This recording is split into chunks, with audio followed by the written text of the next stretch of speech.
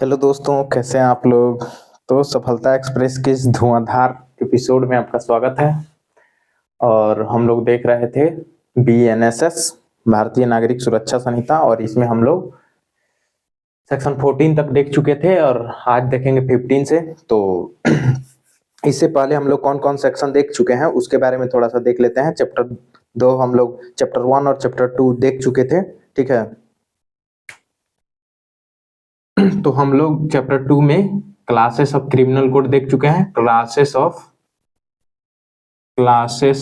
Criminal code.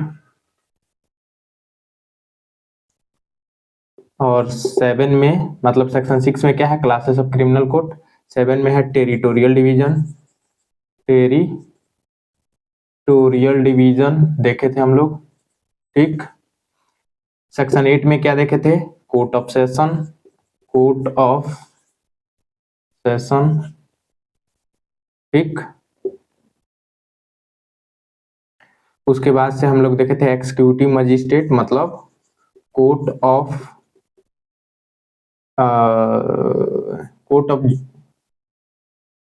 Judicial magistrate था ना, क्या था, judicial magistrate, court of judicial magistrate, ठीक।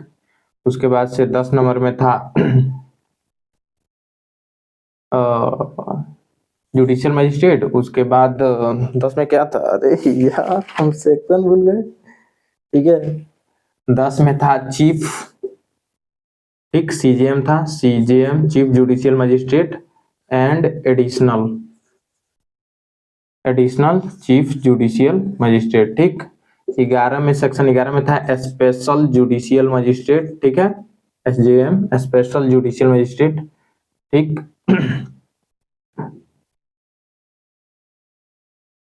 उसके बाद 12 में क्या था,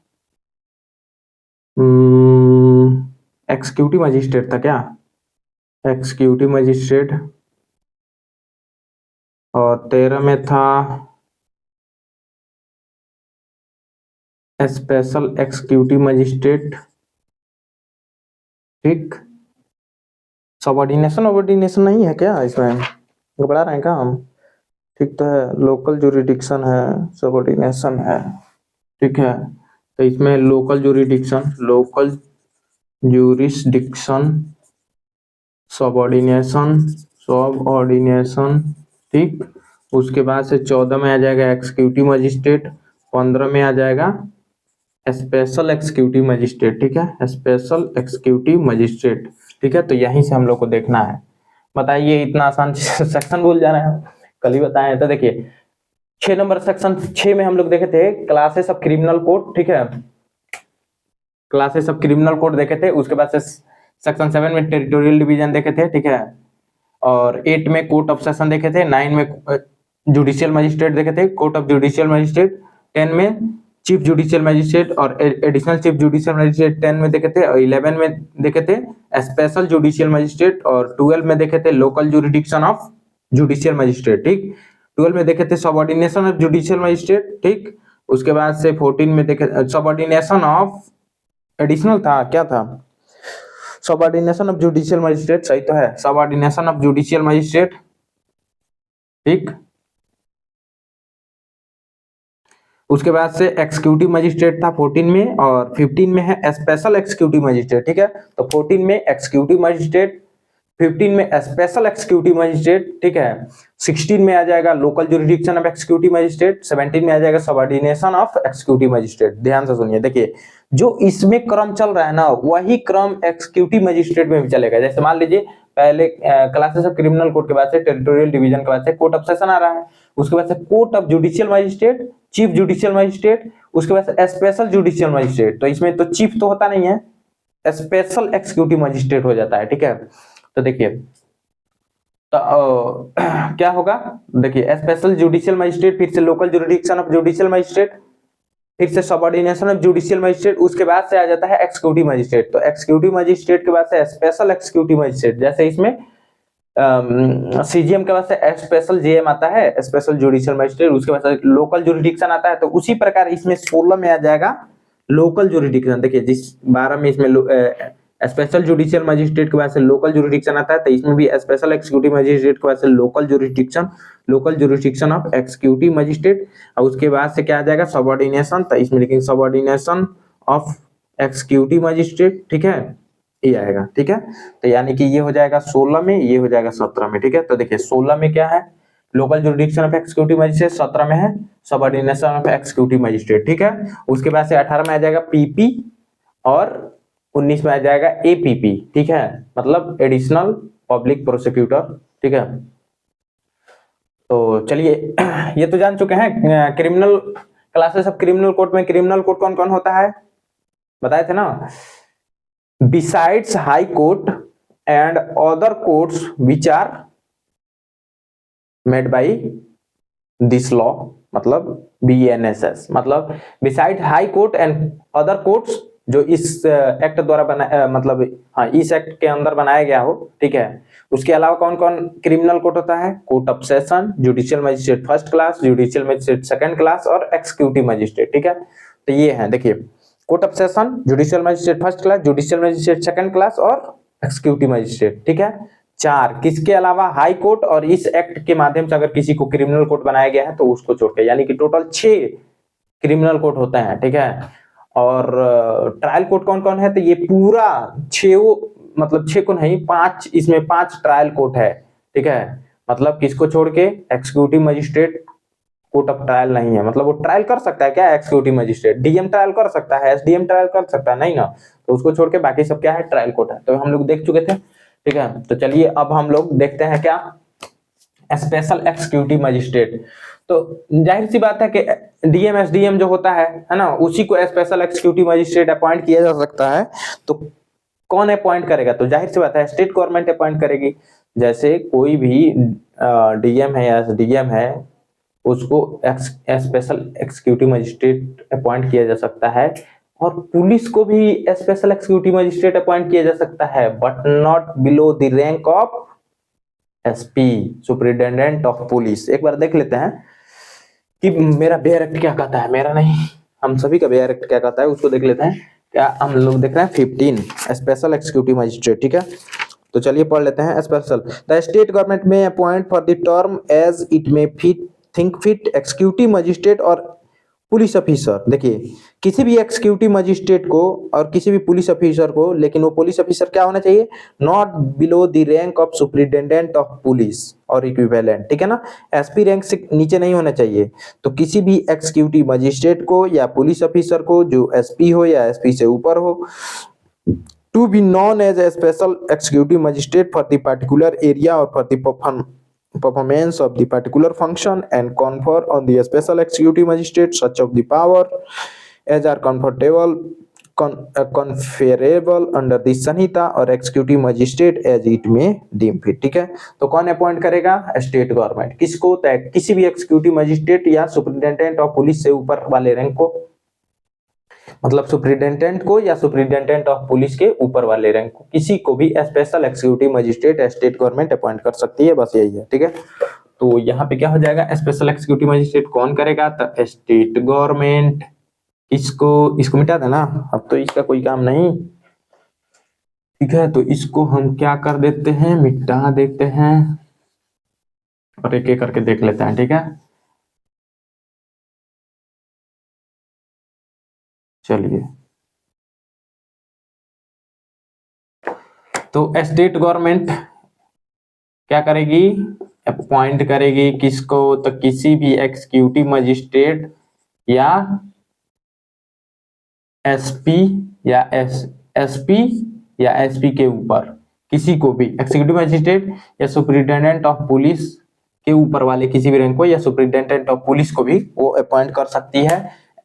क्या, स्पेशल एक्सिक्यूटिव मजिस्ट्रेट कौन करेगा, स्टेट गवर्नमेंट। कि किसको, एक्सिक्यूटिव मजिस्ट्रेट या एसपी से ऊपर वाले रैंक को, ठीक है, not below the rank of SP, नहीं, यहां लिख लीजिएगा नॉट बिलो एसपी, ठीक है, एसपी से नीचे नहीं होना चाहिए, ठीक।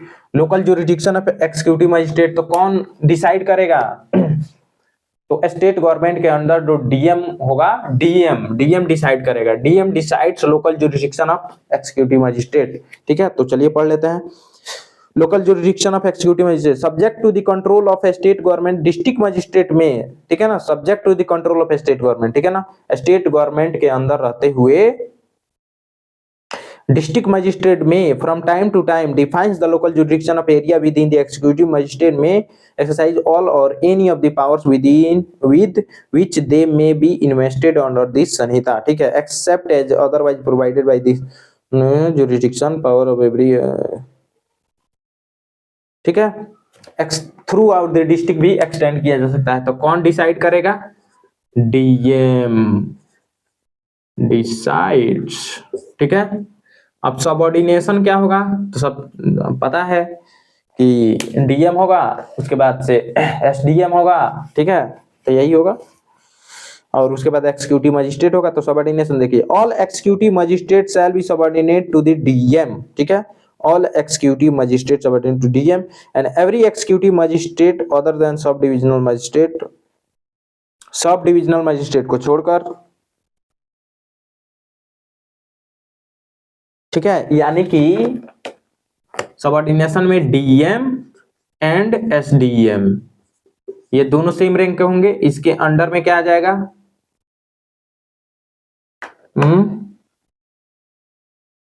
डीएम के अंडर में एसडीएम नहीं ना आएगा। देखिए, सब्जेक्ट टू कंट्रोल, किधर गया? Subject to control of state government, अरे कहाँ चले गए हम? All executive magistrate subordinate to district magistrate and every executive magistrate exercising power under sub division shall also be subordinate to sub divisional magistrate, so to general control of district magistrate। ठीक है, तो DM ऐसे नहीं होगा भाई मेरे प्यारे। DM, DM के नीचे SDM, SDM special executive magistrate, उसके बाद से एक्जीक्यूटिव मजिस्ट्रेट। ठीक है, देख लीजिएगा भाई, गलती किसी से भी हो सकता है, तो अगर कोई गलती हो तो कमेंट करिएगा, है ना। तो चलिए ये हो गया। उसके बाद से आ जाइए पीपी, पब्लिक प्रोसिक्यूटर। ठीक है, 18 नंबर। तो पब्लिक प्रोसिक्यूटर किसे अपॉइंट किया जा सकता है? तो या तो उसके पास 7 साल का एक्सपीरियंस हो एज ए एडवोकेट या सेशन जज रहा हो। ठीक है, तो एक बार देख लेते हैं, 18 नंबर है ना।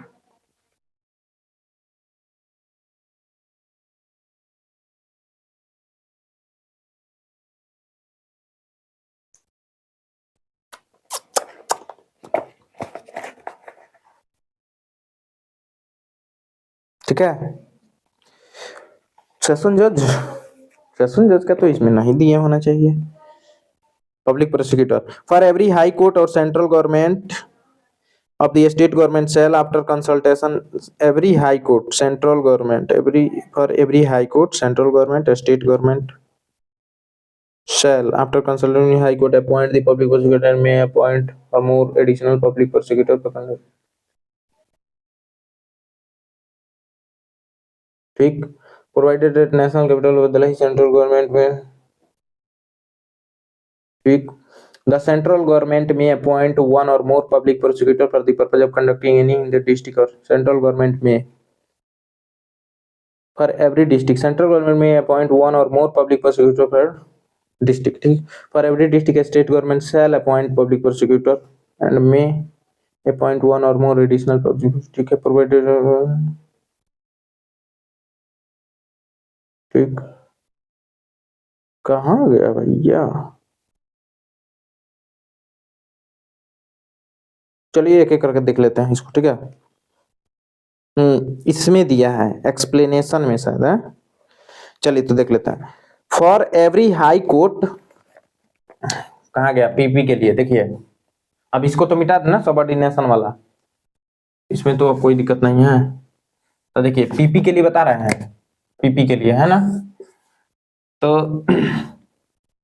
हाई कोर्ट के लिए कौन अपॉइंट कर सकता है? तो central government and state government दोनों अपॉइंट कर सकती है। ठीक, और डिस्ट्रिक्ट के लिए सेंट्रल गवर्नमेंट में मतलब सेंट्रल गवर्नमेंट अपॉइंट कर सकती है, लेकिन स्टेट गवर्नमेंट शैल अपॉइंट करेगी ही करेगी। किसको? पीपी और एडिशनल पीपी। ठीक है, एडिशनल कह रहा है ना सेंट्रल एडिशनल। ठीक है, तो देखिए हाई कोर्ट के लिए सेंट्रल गवर्नमेंट स्टेट गवर्नमेंट दोनों अपॉइंट करती है, मतलब करेंगी, शैल अपॉइंट। ठीक है, लेकिन डिस्ट्रिक्ट के लिए central government may appoint, central government appoint कर भी सकती है, नहीं, लेकिन स्टेट गवर्नमेंट तो अपॉइंट करेगा ही डिस्ट्रिक्ट के लिए। ठीक है, तो ये कह रहा है। ठीक, तो ये हो जाएगा पहला। ठीक है, पहला 18 का पहला, ये हो जाएगा 18 का दूसरा, ये हो जाएगा 18 का तीसरा। ठीक है, for the district shall appoint. ठीक है, provided public district may be appointed for public prosecutor in this another district. The district shall, चौथा कारक, district shall in the consultation with the session judge prepare a panel name of person who are in the opinion fit to be appointed public prosecutor district। ठीक है, तो DM shall in consultation with session judge। ठीक है, prepare a panel for name for the, तो देखिए panel कौन prepare करेगा? DM. चौथा कहता है इसका, चौथा कि डीएम एडवोकेट का पैनल तैयार करेगा। ठीक है, एडवोकेट का PANEL होता है पैनल। ठीक है, एडवोकेट के पैनल तैयार करेगा। पैनल, नेम ऑफ पैनल है ना, पैनल्स नेम। ठीक है, इसमें कुछ एडवोकेट का नाम होगा जिसे पब्लिक प्रोसिक्यूटर या असिस्टेंट पब्लिक प्रोसिक्यूटर अपॉइंट किया जा सकता है। हालांकि आज के समय में क्या state public service commission appoint करता है। ठीक है, तो ये नहीं तो अगर ऐसा होने लगता तो बहुत लोग अपॉइंट हो जाते हैं ऐसे ही जान पहचान वाले डीएम साहब के।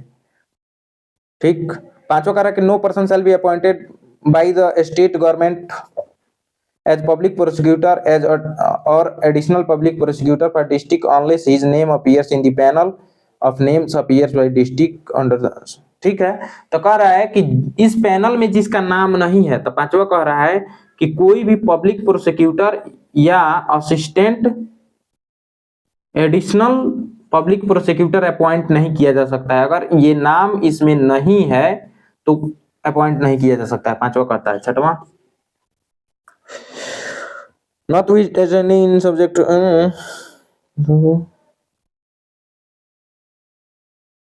provided that we are in the opinion of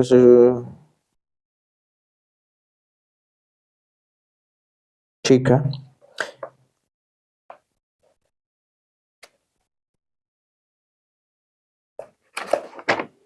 सातवां शैल बी एलिजिबल। हाँ, सातवां इसमें एलिजिबिलिटी कहता है। ठीक है ना, छठवां में कुछ इंपोर्टेंट नहीं है, सातवां देख लीजिए।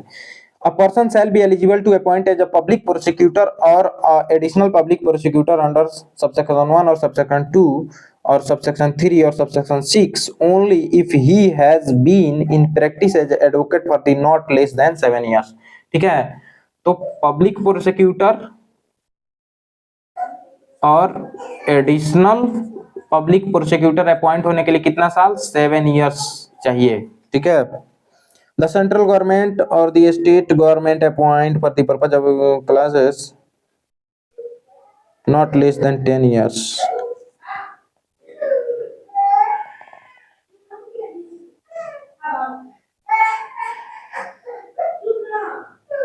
स्पेशल। हाँ, तो आठवां कहता है कि अगर स्पेशल पब्लिक प्रोसिक्यूटर अपॉइंट करना है तो उसके लिए नॉट लेस देन 10 इयर्स। ठीक है ना, 10 साल कम से कम प्रैक्टिस चाहिए। ठीक है, तो पब्लिक प्रोसिक्यूटर देखिए ये 18 में ही बोलता है। 18 का जो सातवां है वो 7 साल, सातवां 7 साल, सातवां 7 साल। ठीक है, आठवां 10 साल, याद रखिएगा। तो स्पेशल पब्लिक प्रोसिक्यूटर के लिए अपॉइंट होने के लिए 10 साल एक्सपीरियंस चाहिए, और पब्लिक प्रोसिक्यूटर अपॉइंट होने के लिए या assistant public additional public prosecutor appoint होने के लिए 7 साल चाहिए। तो ये बताइए एपीपी जो अभी वैकेंसी आया है ये तो एडिशनल है, असिस्टेंट पब्लिक प्रोसिक्यूटर अपॉइंट होने के लिए कितना साल एक्सपीरियंस चाहिए? तो आपको पता है 0 इयर्स, क्योंकि 3 इयर्स तो हो गया अब इसमें जुडिशरी में कि अगर सिविल जज बनना चाहते हैं तो भाई आपको 3 साल का प्रैक्टिस अनिवार्य कर दिया है। ठीक है, तो चलिए आगे बढ़ते हैं। ठीक, 9वां में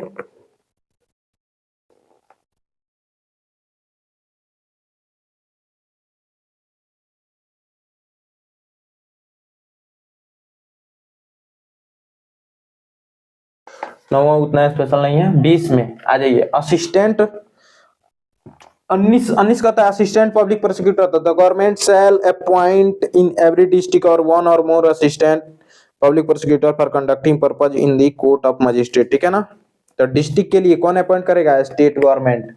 तो इसमें आ जाएगा कौन अपॉइंट करेगा? तो स्टेट गवर्नमेंट करेगी अपॉइंट। ठीक, स्टेट गवर्नमेंट अपॉइंट करेगी, पहला ये कहता है। दूसरा सेंट्रल गवर्नमेंट में, तो सेंट्रल गवर्नमेंट में अपॉइंट कर सकता है। ठीक है, APP without practice to without prejudice to provision contained in 1 and 2 where no assistant public prosecutor is available for the purpose of DM may appoint any other giving notice to state government. देखिए, अगर state government या central government appoint नहीं की है public prosecutor, assistant public prosecutor, तो तीसरा ये कहता है कि डीएम अपॉइंट कर सकता है। ठीक है, एपीपी को, लेकिन अपॉइंट करने से पहले prior 14 days notice to state government. ठीक है, प्रायर 14 डेज नोटिस देगा स्टेट गवर्नमेंट को। ठीक है, ये तीसरा कहता है, ध्यान से सुनिए। देखिए 19 का पहला कहता है कि state government shall appoint assistant public prosecutor for district. ठीक, दूसरा ये कहता है कि central government may appoint, shall मतलब अपॉइंट करेगी ही करेगी, स्टेट गवर्नमेंट को तो करना ही है, लेकिन सेंट्रल गवर्नमेंट कर सकती है, नहीं भी कर सकती है। मे अपॉइंट कह रहा है ना, मे अपॉइंट, मे मतलब कर सकती है। और तीसरा में कह रहा है कि अगर कहीं भी असिस्टेंट पब्लिक प्रोसिक्यूटर किसी डिस्ट्रिक्ट में नहीं है तो डीएम भी अपॉइंट कर सकता है, लेकिन prior 14 days notice to state government, पहले 14 दिन की नोटिस देनी पड़ेगी स्टेट गवर्नमेंट को, डीएम देगा, उसके बाद ही अपॉइंट करेगा किसी भी असिस्टेंट पब्लिक प्रोसिक्यूटर को। ये तीसरा कहता है। ठीक है, प्रोवाइडेड एट, अब देखिए इसमें एक और है प्रोविजो, ये कहता है provided at no police officer shall be eligible to appoint as a assistant public prosecutor. देखिए किसी भी पुलिस अधिकारी को, प्रोविजो क्या कहता है इसका, अब इसको तो मिटा देना, इसमें कोई दिक्कत नहीं है।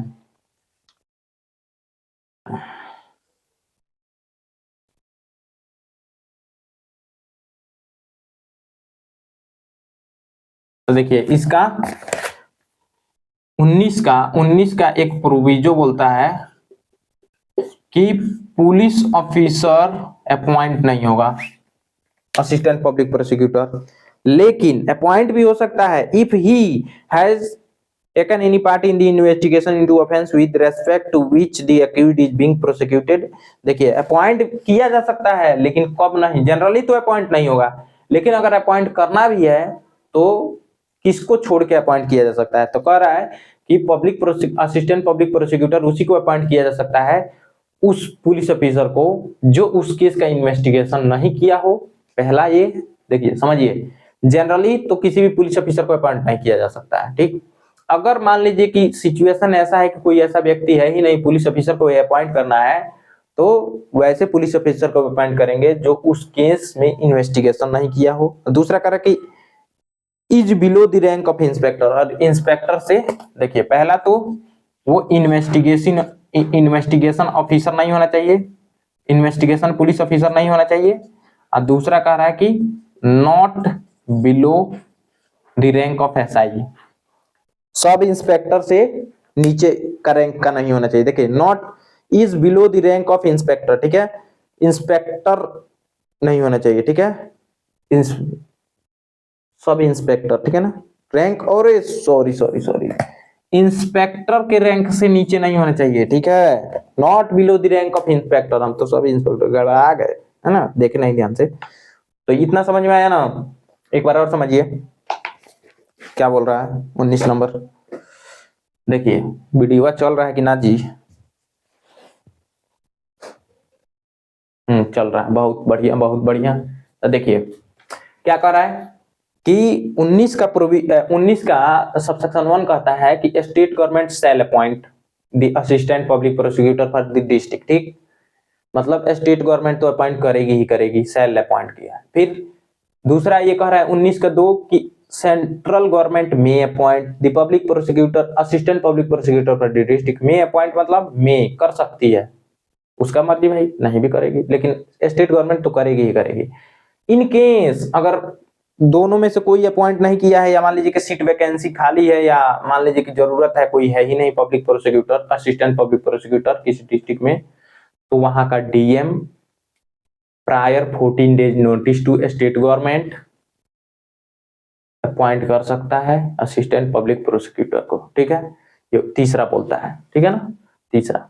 फिर इसका एक प्रोविजो है, कह रहा है कि पुलिस ऑफिसर को तो अपॉइंट करना ही नहीं है, लेकिन अगर अपॉइंट कर रहे हैं तो 2 चीजों को ध्यान में रखते हुए कि वो इन्वेस्टिगेटिंग पुलिस ऑफिसर नहीं होना चाहिए, मतलब जिस केस के लिए उसको अपॉइंट किया जा रहा है उस केस में उसने इन्वेस्टिगेशन न किया हो। दूसरा कि not below the rank of inspector, inspector के नीचे का रैंक का नहीं होना चाहिए। तो ये हो गया, ठीक। चलिए इसके लिए क्या है, क्वालिफिकेशन क्या है, तो 0, कोई भी क्वालिफिकेशन की जरूरत नहीं है। 20 नंबर आ जाइए, डायरेक्टरेट ऑफ प्रोसिक्यूशन।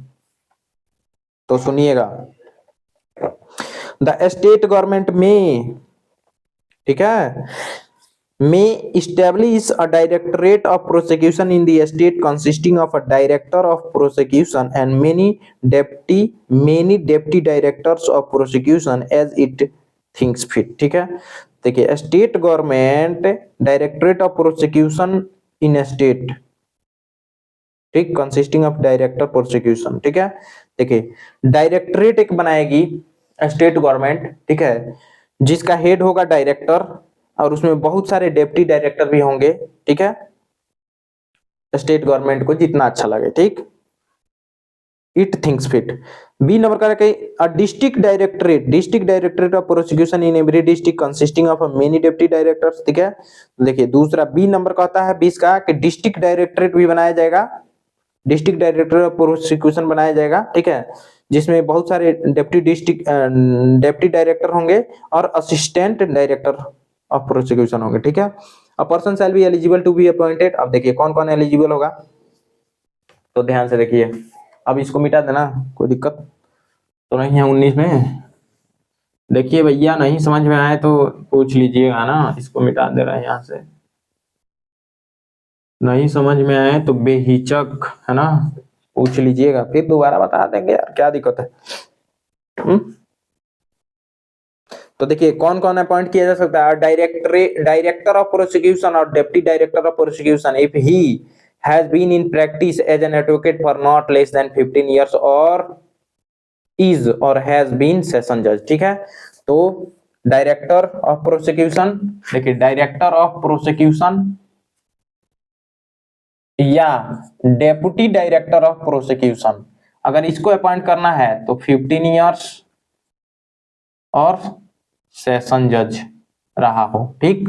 चलिए आगे बढ़ते हैं। As assistant director of prosecution if he has been in practice as advocate for not less than 7 years or has been magistrate of first class, ठीक है। तो असिस्टेंट, देखिए अगर असिस्टेंट डायरेक्टर ऑफ प्रोसिक्यूशन को अपॉइंट करना है तो क्या होना चाहिए, 7 years और CJM, ठीक है। Directorate of prosecution shall be headed by the director of prosecution, ठीक है। तो देखिए डायरेक्टरेट ऑफ प्रोसिक्यूशन, ठीक, headed by directorate of prosecution shall be headed by director of prosecution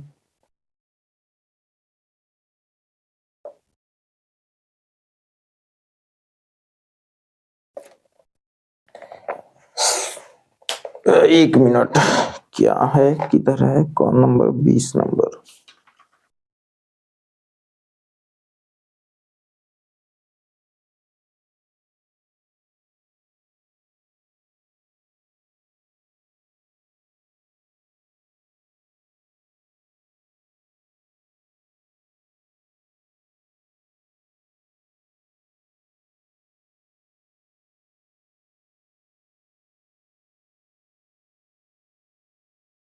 ठीक है, तो देखिए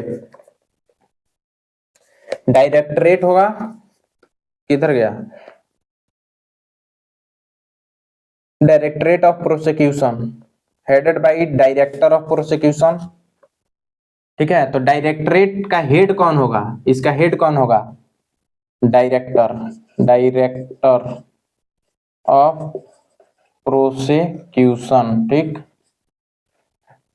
who shell function under the administration of control of home department, और ये किसके अंडर में काम करेगा, होम डिपार्टमेंट, होम डिपार्टमेंट में काम करेगा, के अंडर में काम करेगा। ठीक है, तो देखिए जैसे मान लीजिए स्टेट का होम डिपार्टमेंट जो भी है उसके अंदर में आएगा डायरेक्टरेट ऑफ प्रोसिक्यूशन। ठीक है, जिसका हेड होगा डायरेक्टर और बहुत सारे डिप्टी डायरेक्टर होंगे। ठीक है,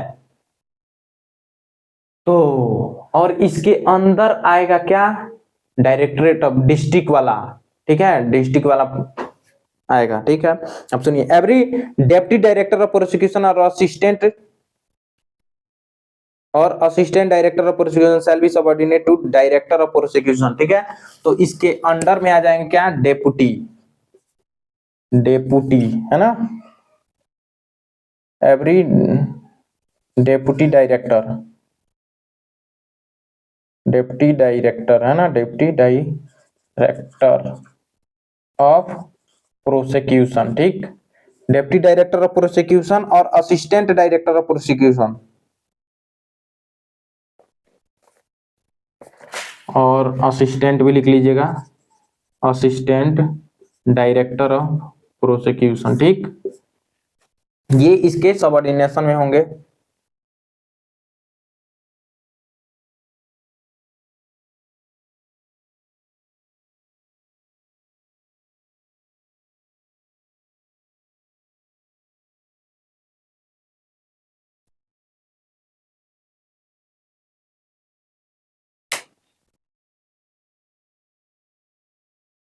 every public prosecutor, additional public prosecutor and special public.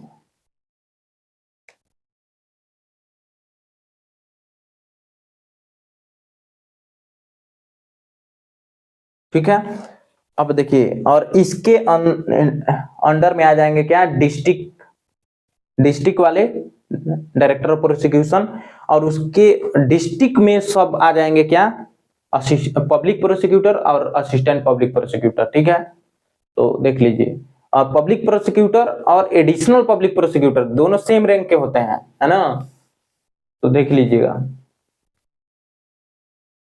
तो इसमें कोई दिक्कत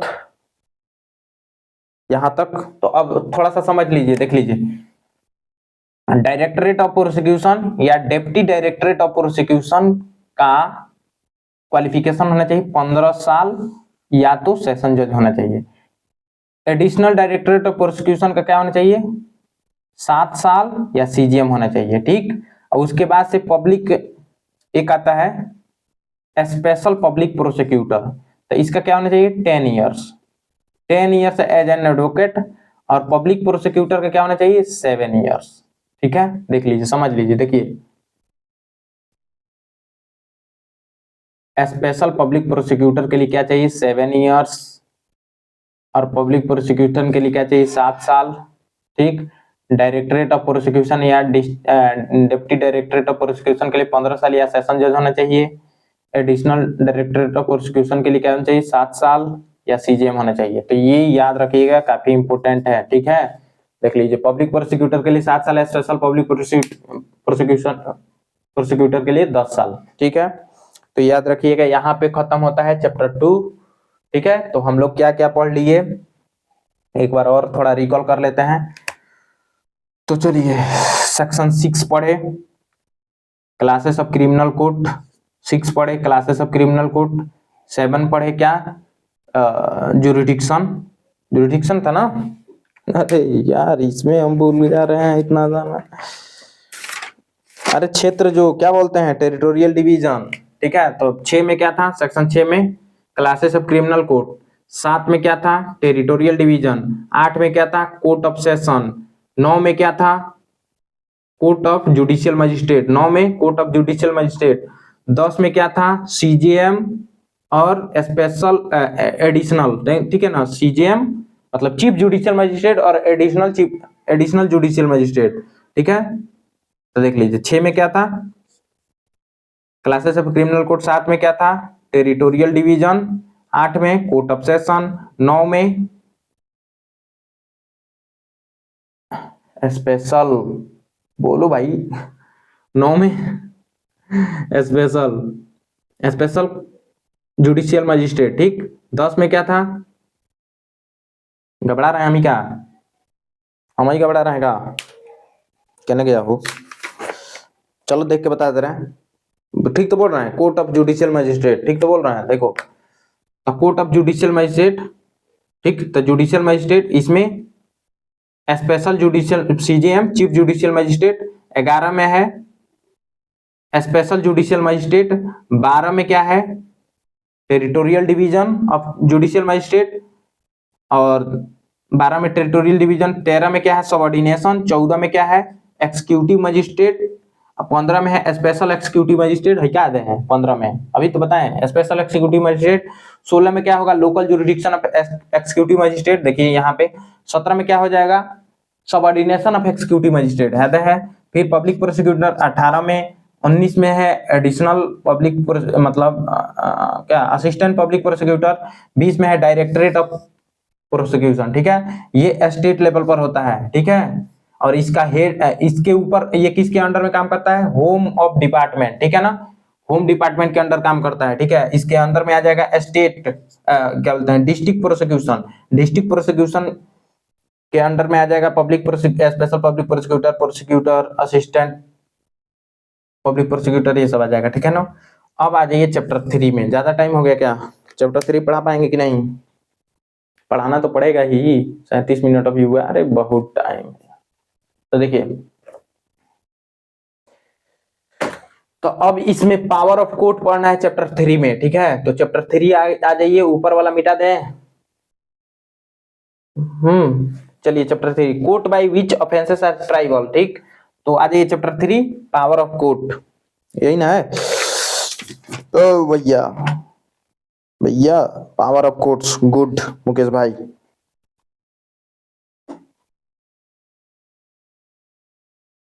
ठीक है, तो पहला क्या करता है, court by which offences are triable, ठीक। तो सुनिए, correct, subject to the other provision of this Sanhita any offences under BNS 2023 may be tried by, देखिए बीएनएस में जितने ऑफेंस दिए गए हैं वो किसके द्वारा ट्रायल, उसका ट्रायल किसके द्वारा होगा, तो हाई कोर्ट कर सकता है, कोर्ट ऑफ सेशन कर सकता है, और any court, any other court by which such offences is shown in the first schedule to be triable, ठीक है। तो देखिए कौन कौन, तो अगर पूछा जाए कि हाई कोर्ट क्या है, हाईएस्ट ट्रायल कोर्ट है ना, हाई कोर्ट क्या है, हाईएस्ट क्रिमिनल ट्रायल कोर्ट है। आपको क्या लगता है सुप्रीम कोर्ट है, कमेंट में बताइए। तो देखिए, तो कह रहा है कि बीएनएस में जितने ऑफेंसेस दिए गए हैं उसका ट्रायल कौन कर सकता है, high court, court of session, और any other court which are given in the first schedule of this Sanhita, first schedule of this, हाँ ठीक है, first schedule to be triable, ठीक है।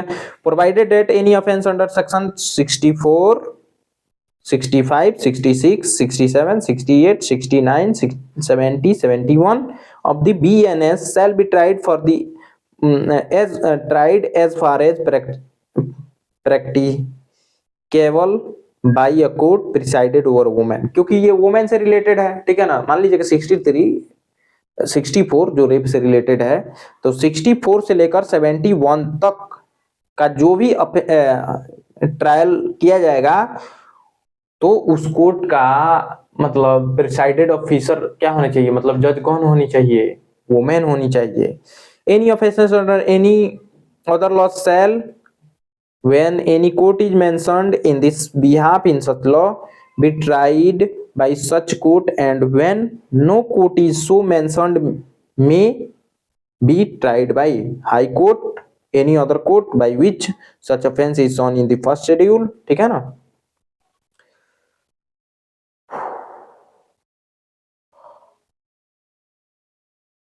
अगर कोर्ट मेंशन नहीं है तो कौन ट्रायल करेगा, तो जाहिर सी बात है हाई कोर्ट करेगा, या और कोई भी कोर्ट कर सकता है जो फर्स्ट शेड्यूल में दिया गया है। ठीक है, तो ये हो गया। तो 21 क्या है, court by which offences are triable. तो बीएनएस में दिया गया कोई भी ऑफेंस किसके द्वारा ट्रायल किया जा सकता है, कौन कौन ट्रायल करेगा, तो हाई कोर्ट कर सकता है, कोर्ट ऑफ सेशन कर सकता है, और एनी अदर कोर्ट जो कि फर्स्ट शेड्यूल में दिया गया है। ठीक है, अगर मान लीजिए कि 64 से लेकर 70 तक, 70 या 71 है, 71 बीएनएस का जो सेक्शन 64 से लेकर 71 में जो ट्रायल होगा, तो उसका प्रिसाइडेड ऑफिसर जो जज होंगी वो वुमेन होनी चाहिए। इतना समझ में आया ना, वुमेन वुमेन वुमेन। ठीक है, देवी होनी चाहिए। ठीक है, क्योंकि भाई जाहिर सी बात है वुमेन से रिलेटेड केस है, तो वुमेन उसको अच्छी तरह से समझ पाएंगी, है कि नहीं है, तो इसीलिए वो दिया गया है। ठीक है, तो चलिए तो लिख लीजिएगा ना, चलिए बता देते हैं। तो भैया बीएनएस में जो दिया गया है उसका ट्रायल कौन कर सकता है, तो high court, court of session और एनी अदर कोर्ट जो किस में दिया गया है, फर्स्ट शेड्यूल में दिया गया है। ठीक है, इतना समझ में आया। अब आ जाइए 22 पे, ये 21 था। Sentences which high court and session जज में पास। तो देखिए सेंटेंसेस, कौन कौन से सेंटेंस जो है हाई कोर्ट और कोर्ट ऑफ सेशन पास कर सकता है, तो any sentence given by law including capital punishment. ठीक है, ठीक है, ठीक है, ठीक है, ठीक है, ठीक है। तो देखिए, तो हाई कोर्ट, देखिए सुनिएगा, सेंटेंसेस विच आर, देखिए विच हाई कोर्ट एंड सेशन जज में पास। तो हाई कोर्ट और सेशन जज के पास अनलिमिटेड पावर है, वो कोई भी पनिशमेंट इंक्लूडिंग कैपिटल पनिशमेंट, कोई भी पनिशमेंट सुनाने के लिए उसके पास पावर है। लेकिन अगर सेशन कोर्ट अगर कैपिटल पनिशमेंट सुनाता है, ठीक है ना, कैपिटल पनिशमेंट सुनाता है, तो उसको 407 बीएनएसएस का सेक्शन 407 में कंफर्मेशन के लिए हाई कोर्ट भेजना पड़ेगा, पड़ेगा, पड़ेगा। समझ में आया क्या कह रहे हैं। देखिए हाई कोर्ट और कोर्ट ऑफ सेशन के पास कितना पावर है, अनलिमिटेड, कोई भी पनिशमेंट सुना सकता है। लेकिन अगर कोर्ट ऑफ सेशन अगर कैपिटल पनिशमेंट मतलब डेथ का पनिशमेंट सुनाता है, तो उसे 407 बीएनएसएस में हाई कोर्ट के पास कंफर्मेशन के लिए भेजा जाएगा। अगर हाई कोर्ट कंफर्म कर देता है तो फिर क्या करेगा कोर्ट ऑफ सेशन, उसके लिए तुरंत क्या एक्सक्यूशन के लिए भेज देगा, है ना। इतना बात समझ में आया। तो चलिए एक बार पढ़ लेते हैं 22 sentences which high court and session जज may pass. A high court may pass any sentence authorised by law. A high court may pass any sentence, high court may pass any sentence authorised by law. ठीक है ना। A session जज और additional session जज may pass any sentence authorised by law. देख रहा है ना, तो हाई कोर्ट और कोर्ट ऑफ सेशन या सेशन जज कोई भी पनिशमेंट, कोई भी सेंटेंस जो ऑथराइज्ड बाय लॉ है, जो कानून में दिया गया है, वो सुना सकता है हाई कोर्ट और कोर्ट ऑफ सेशन और एडिशनल सेशन जज। ठीक है, लेकिन but any sentence of death pass by any such जज shall be subject to confirmation by the high court. ठीक है ना। तो अगर, तो समझ लीजिए कोर्ट ऑफ सेशन या एडिशनल सेशन जज, देखिए सेशन जज और मतलब कोर्ट ऑफ सेशन लिख लीजिएगा, सेशन जज और एडिशनल सेशन जज अगर डेथ सुनाते हैं तो उसे हाई कोर्ट के पास कंफर्मेशन के लिए भेजना पड़ेगा। ठीक है, तो ये था 22, 21 हो गया, 22 हो गया, 23 में आ जाइए। सेंटेंसेस विच मजिस्ट्रेट में पास, ठीक है। तो देखिए चीफ जुडिशियल मजिस्ट्रेट कहाँ तक 7 साल तक सुना सकता है, चलिए देख लेते हैं। A court of chief judicial magistrate may pass any sentence authorized by law except sentence death or imprisonment for life or imprisonment term exceeding 7 years, ठीक है ना। तो देखिए तो चीफ जुडिशियल मजिस्ट्रेट 7 साल तक सुना सकता है, इसको मिटा देना। 22 में क्या है, sentences which high court or session judge may pass, और 23 में मजिस्ट्रेट कितना सेंटेंस पास कर सकता है, तो चलिए देख लेते हैं। तो चीफ जुडिशियल मजिस्ट्रेट 7 साल तक, first class not exceeding 3 years, second class 1 year, ठीक है। तो देखिए CJM 7 इयर्स तक, not exceeding 7 years, JM first class 3 years not exceeding 3 years, JM second class not exceeding 1 year, ठीक है। फाइन कितना, तो CJM अनलिमिटेड है। हाँ तो सुनिए, अब हाई कोर्ट और सेशन जज कितना भी फाइन इंपोज कर सकता है बट नॉट एक्सेसिव, है ना। अभी औकात से बाहर नहीं होना चाहिए, कहने का मतलब ये है। तो हाई कोर्ट और कोर्ट ऑफ सेशन कितना भी फाइन इंपोज कर सकता है, लेकिन लेकिन लेकिन लेकिन chief judicial magistrate, Chief Judicial any sentence authorized by law except a sentence death. The court of magistrate of first class may pass not exceeding 3 years, not exceeding 5,000. तो इसका नहीं दिया है।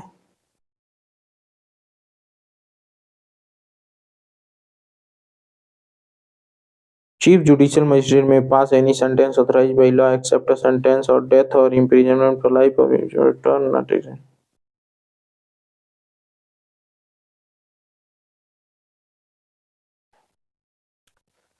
चलिए तो यानी कि चीफ जुडिशियल मजिस्ट्रेट कितना भी फाइन इंपोज कर सकता है, ठीक है।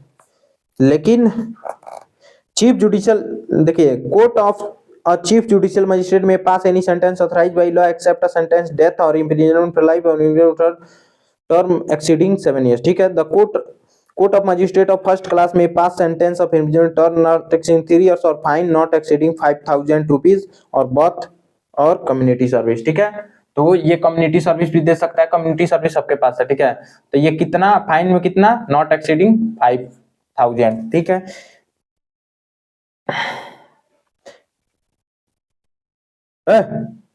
5,000 कहाँ है, बुर्बक हो का मुकेश भाई, 50,000।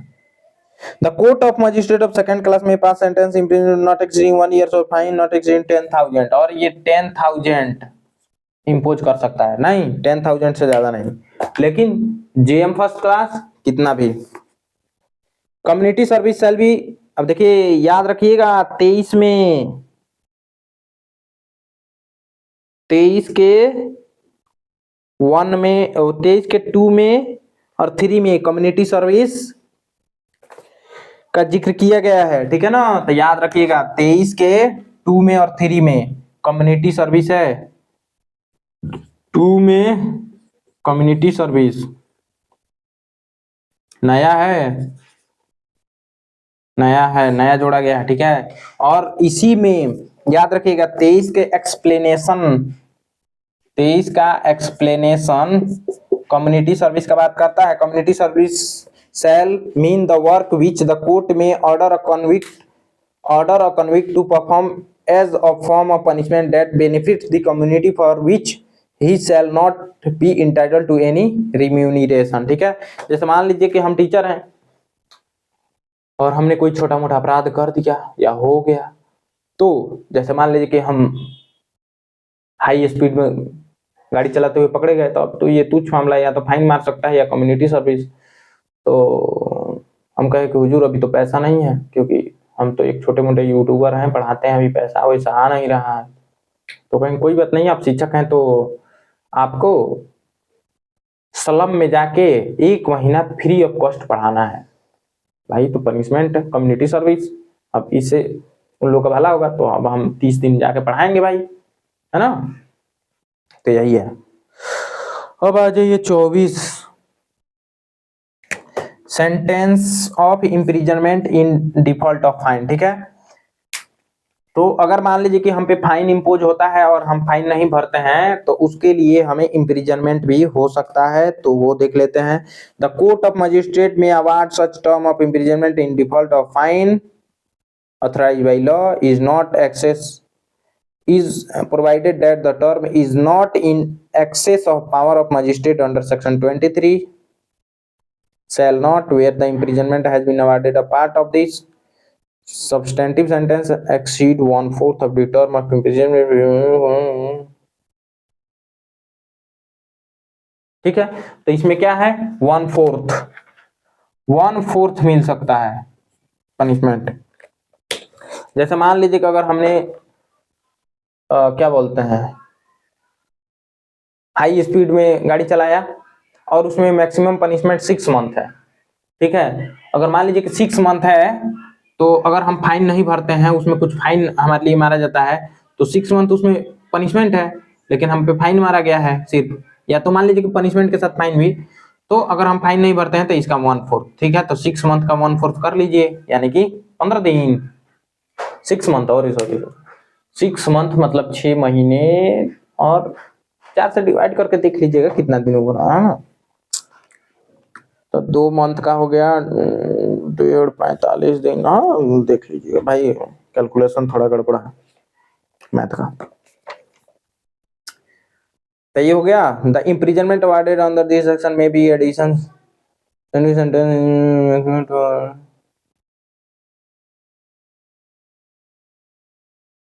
हो गया, ठीक। 25 पे आ जाइए। Sentence in cases of conviction of several offences at one trial, ठीक है। तब 25 कहता है कि एक ही ट्रायल में अगर बहुत सारे आपने ऑफेंसेस किए हैं तो एक ही ट्रायल में उसका काम खत्म कर दिया जाएगा, उसके बारे में है, ठीक है ना।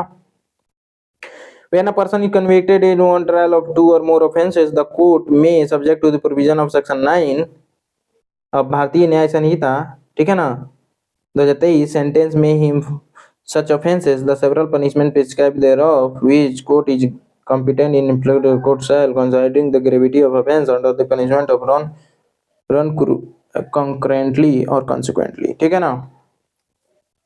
अरे बहुत सारे ऑफेंस मान लीजिए हम किए हैं, एक ही साथ ट्रायल हो रहा है। मान लीजिए चोरी के साथ हमने मर्डर भी कर दिया, अरे हमने नहीं, कोई ने, किसी ने चोरी के साथ मर्डर भी कर दिया, तो एक ही साथ ना चलेगा ट्रायल। तो अब मान लीजिए कि उसको जो पनिशमेंट दोनों उसमें पाया गया कि चोरी भी किया और मर्डर भी, तो दोनों का ट्रायल एक साथ, चोरी with murder, theft with murder, जो भी, तो दोनों का ट्रायल एक साथ भी चल मतलब ट्रायल तो एक ही साथ चलेगा, लेकिन पनिशमेंट जो मिलेगा वो दोनों पनिशमेंट एक साथ काटेगा, ये अलग अलग काटेगा, जो भी हो, है ना। तो वो सुनाया जा सकता है उसमें कि उसका जो पनिशमेंट है वो रन कर कनकरेंटली और कॉन्सिक्वेंटली, लगातार चलेगा या एक साथ चलेगा या एक के बाद एक चलेगा, ठीक है ना। In the case of consecutive sentence it shall not be necessary for the court by reason only the aggregate punishment for several offenses being in excess of the punishment which it is competent single offense to send the offender for trial before the higher court, no in case।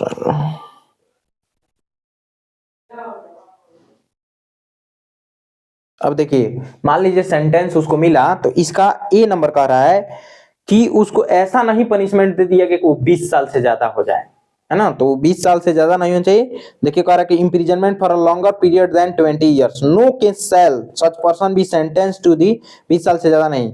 The aggregate punishment shall not exceed the twice of amount of punishment. जैसे मान लीजिए कि 6 महीना उसमें punishment ही था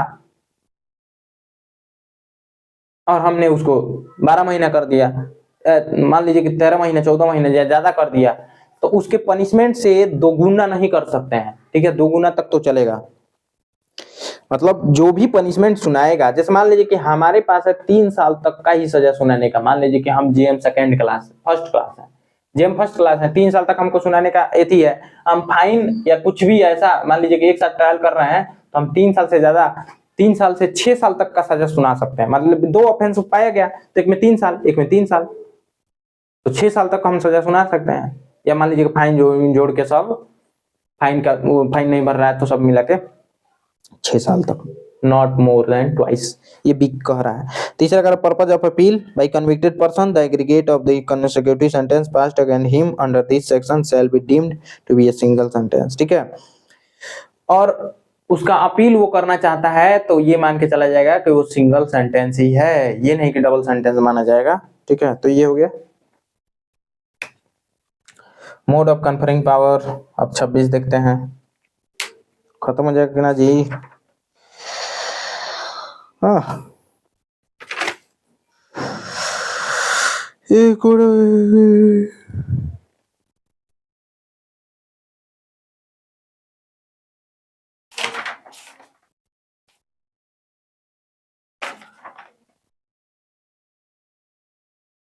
ना, तो important तो नहीं लग रहा है। Power of officer appointed, withdrawal of power, 29 जज ऑफ मजिस्ट्रेट, छोड़ दीजिए, कोई इम्पोर्टेंट नहीं है ना, बस हेडिंग याद रखिएगा, ठीक है। Mode of conferring power, power of officer appointed, withdrawal of power, power of जजेज and magistrate exercisable by their successor, ठीक है काली। बस अब आ जाइए चैप्टर 4 में, ठीक है। Chapter 4 power of superior officer of police and aid to the magistrate and police, ठीक है। तो 30 नंबर का रहा है power of superior officer of police, ठीक है। बस पढ़ लीजिए, police officer, officer superior in the rank of the officer in charge of police station may exercise the same power throughout the local area to which they are appointed as may be exercised by such officer within the limit of his station, ठीक है ना। जिस station में उसको मान लीजिए कि police officer को अपॉइंट किया गया है तो वो अपने जो उसका एरिया होगा, टेरिटरी डिसाइड होता है ना सबका अपना अपना, मान लीजिए कि एग्जीक्यूटिव मजिस्ट्रेट या पुलिस ऑफिसर जो भी बताया, जिस थाने में हम, तो थाना कहाँ तक पड़ता है उसका एरिया, ये गांव उसी थाने में आएगा, वो गांव इसी थाने में आएगा, तो हम वहां तक अपना पावर एक्सरसाइज कर सकते हैं, वही है, ज्यादा कोई बात नहीं है। अब सुनिए 31 नंबर बहुत इंपॉर्टेंट कर रहा है, public when to assist magistrate and police, ठीक है। 31 नंबर, 30 नंबर तो हो गया, 31 सुन लीजिए, बस यही सबक खत्म करते हैं, बाकी बाद में देखेंगे।